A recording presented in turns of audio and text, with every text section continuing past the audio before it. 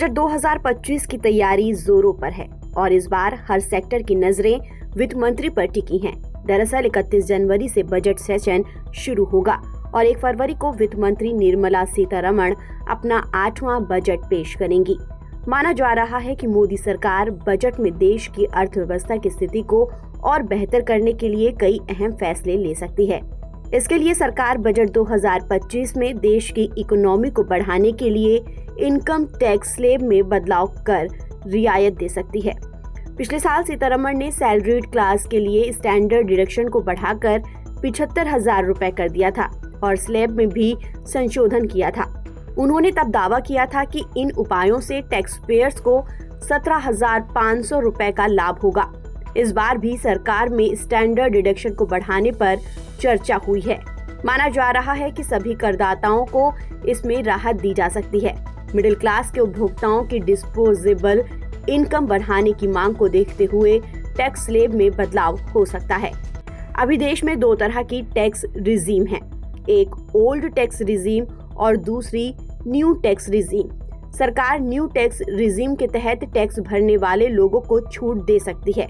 नई tax regime के तहत सरकार ने 3 लाख से 15 लाख रुपए तक की इनकम पर 20% तक छूट तय की है, जो कि पुरानी टैक्स रिजीम के मुकाबले कम है।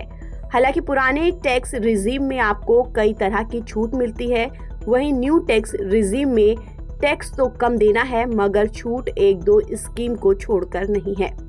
एक तरफ केंद्र सरकार नए टैक्स रिजीम में स्लैब्स में बदलाव पर खास ध्यान दे रही है, तो वहीं दूसरी तरफ हेल्थ इंश्योरेंस या पेंशन जैसे खर्चों पर टैक्स में छूट देने की भी मांग की जा रही है।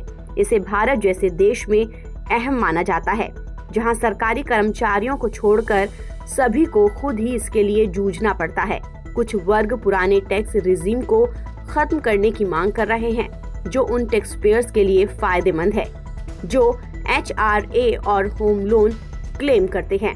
SBI की एक रिपोर्ट के मुताबिक 50,000 रुपए तक के स्वास्थ्य बीमा और 75,000 रुपए या 1 लाख रुपए तक के NPS कंट्रीब्यूशन में टैक्स में छूट की मांग की गई है। अगर 10 से 15 लाख रुपए की कर योग्यता आय वालों के लिए 15% लेवी के साथ उच्च दर को 30% पर बरकरार रखा जाता है, तो केंद्र को सालाना 16,000 करोड़ से 50,000 करोड़ रुपए का नुकसान होगा। इसमें इंटरेस्ट इनकम के टैक्स ट्रीटमेंट में भी बदलाव के पक्ष में भी तर्क दिए गए हैं। अगर 15 लाख रुपए या उससे ज्यादा की सालाना कर योग्य आय वालों के लिए शीर्ष दर को 30% से घटाकर 25% कर दिया जाता है, साथ ही 50,000 रुपए के स्वास्थ्य बीमा छूट पर और 75,000 रुपए प्रति वर्ष NPS योगदान दिया जाता है, तो रेवेन्यू को नुकसान 74,000 करोड़ रुपए से लेकर 1 लाख करोड़ रुपए के बीच होगा। वहीं तीसरी स्थिति 10 से 15 लाख रुपए की आय वालों के लिए 15% लेवी के साथ साथ हेल्थ कवर के लिए 50,000 रुपए और NPS के लिए 75,000 रुपए की छूट के साथ उच्च दर को घटाकर 25% कर दिया जाता है। राजस्व हानि 85,000 करोड़ रुपए से 1 लाख करोड़ रुपए आंकी गई है।